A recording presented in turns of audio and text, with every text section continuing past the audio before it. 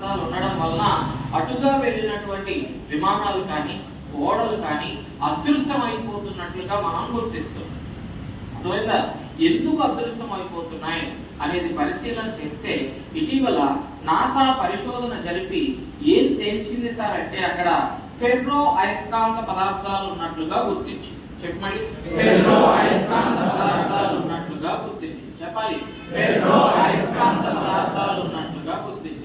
So the ferro magnetic materials అత్యంత బలమైనటువంటి అయస్కాంత రూపాలు కాబట్టి అవి ఏం చేస్తున్నాయి, అయస్కాంత పదార్థాలని లోపలికి లాగేస్తాయి. ఓకేనా?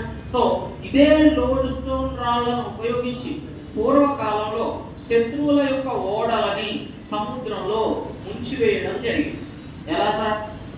ఒడ్డును ఉంచినటువంటి ఓడల దగ్గరికి వీళ్ళు రాత్రి వేళల్లో ఆ అడుగు భాగంలో లోడ్ స్టోన్ రాళ్ళు పెట్టి